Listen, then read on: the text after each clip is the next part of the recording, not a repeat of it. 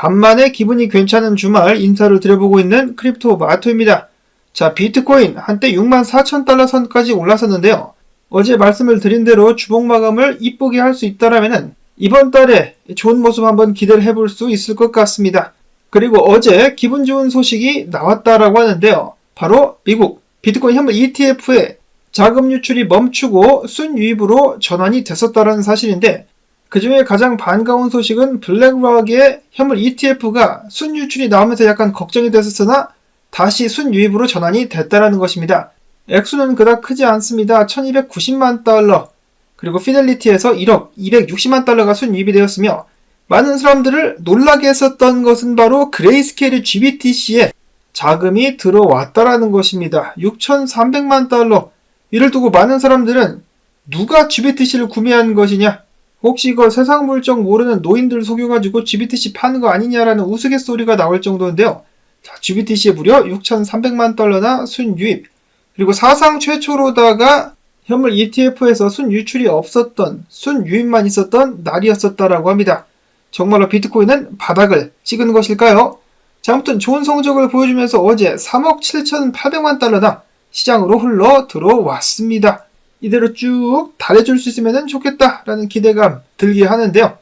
또한 블랙락에 이어서 피델리티 역시 최근에 이렇게 발표를 했습니다. 미국 연기금 등등이 비트코인과 암호화폐에 대한 투자를 고려하고 있다.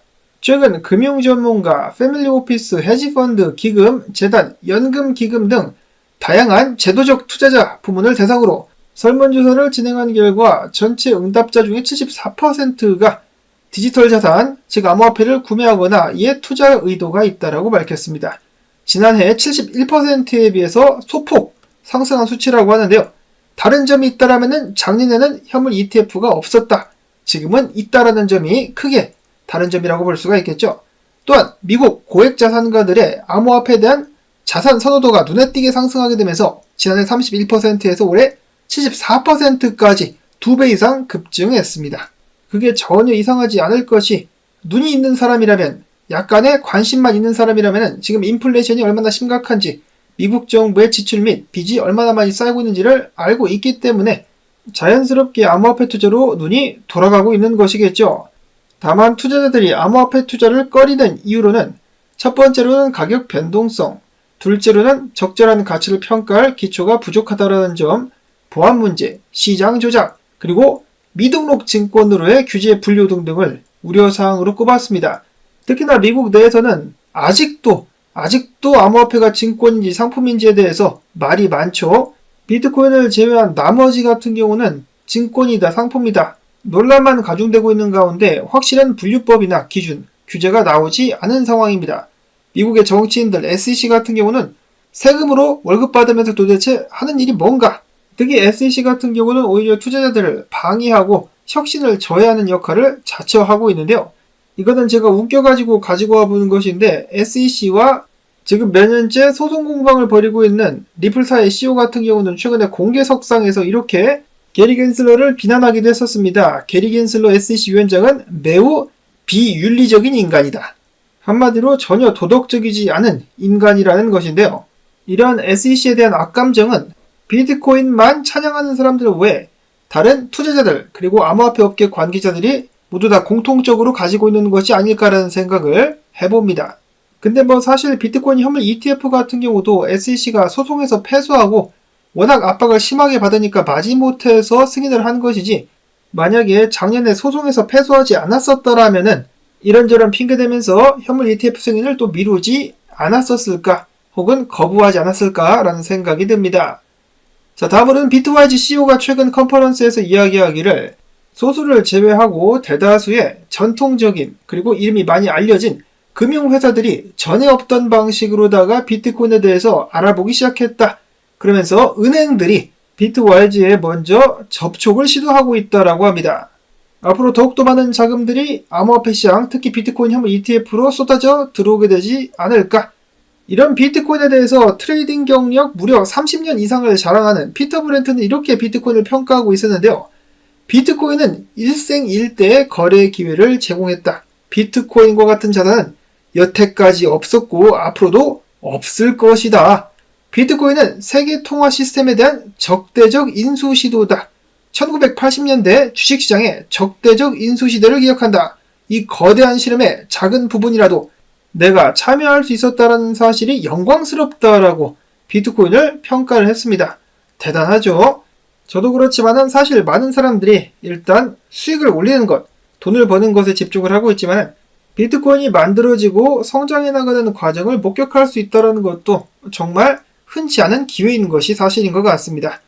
반면에 이를 용납할 수 없다. 정말 광적으로 정신병적으로다가 비트코인을 반대하는데 집착을 보이고 있는 미국의 대표적인 반암호화폐 인사죠.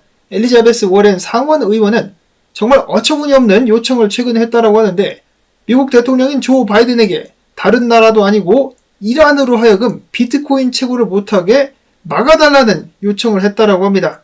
와, 정말 대단하지 않습니까? 비트코인이 불법적으로 사용된다라면서 다른 나라 채굴까지 막으려고 하고 있는 마귀 할멈. 그가 가지고 있는 비트코인에 대한 증오가 정말 대단하다라는 생각이 드는데요. 이 사람은 왜 이렇게까지 비트코인을 싫어하는 것일까요? 지나가다가 비트코인한테 맞은 적이 있나? 이어서는 분석들 알아보도록 하겠습니다. 렉트 캐피탈 분석가가 과거 불장 같은 경우는 반감기 이후에 고점이 대략적으로다가 518일에서 546일 사이에 찍혔었다. 만약에 이 패턴이 이어지게 된다면 비트코인은 내년 9월이나 10월 중순쯤 해가지고 고점을 찍게 될 것이다 라고 이야기를 했습니다. 자, 근데 이번 반감기 및 사이클 같은 경우는 과거와는 좀 다른 모습을 보이고 있는데요. ETF 때문인지는 모르겠지만 비트코인이 반감기 전에 전고를 돌파하는 그런 모습을 보이기도 했었습니다. 자, 그래가지고 내년 저도 기대가 많이 되는데 고점이 언제쯤 찍히게 될 것인가. 일단 단기적으로는 렉트 캐피탈 분석가 주봉을 보면서 이야기하기를 비트코인 상승이 끝났네 어쩌네 말은 많았었지만은 결국 꼬리를 남기면서 가격을 말아 올리고 있는 모습 보여지고 있다. 이대로 주봉 마감하게 된다라면은 해당 구간을 안정적인 지지 구간으로 생각을 해볼 수가 있겠다라고 이야기를 했습니다. 이어서 케빈 스벤슨 분석가 같은 경우는 비트코인 월봉 차트, 라인 차트를 공유를 하면서 이야기하기를 자, 개인적인 감정을 빼고 객관적으로 봤을 때 무엇이 보이느냐라고 질문을 하기도 했었는데요. 저항을 뚫고 나서 지지 확인하고 반등하고 있는 것으로 보이죠. 월봉 마감 잘못됐다라고 많은 사람들이 비명을 질렀으나 해당 자리를 지지 구간으로 만들고 반등을 하고 있는 비트코인. 그 모습이 참으로 늠름하다라는 생각을 해봅니다. 그런가 하면은 비트코인 3일봉 차트인데요. 볼린저 밴드가 오랜만에도 꽉꽉 쪼여오고 있습니다. 조만간에 큰 변동성이 날 것 같은데 이런 분위기라면은 위로 한번 쏘게 되지 않을까?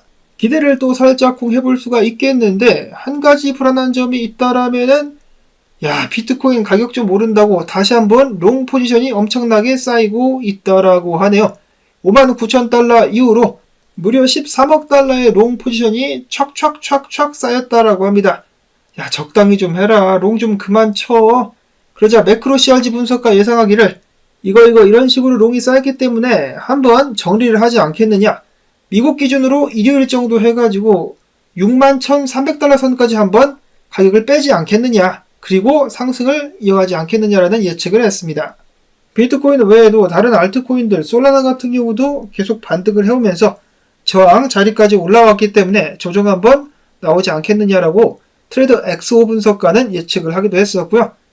그리고 이더리움 주봉 차트인데 비트코인과 마찬가지로 꼬리를 남기면서 쭉쭉 끌어올리고 있습니다. 주봉 마감이 안정적으로 될 수 있다면 비트코인과 마찬가지로 이번 주에 추가적인 상승 및 반등 예상이 된다라는 분석이 있었고요. 이어서는 최근에 도지코인 등 밈코인들 다시 주목을 받고 있는 가운데 플로키누가 다가오는 5월 27일 뭔가 중대 발표를 하겠다라고 밝혔습니다. 과연 가격 상승까지 이어질 수 있는 발표가 될 것인지 기대를 해주실 수 있기를 바라면서 기분 좋은 주말 이어가실 수 있기를 바랍니다.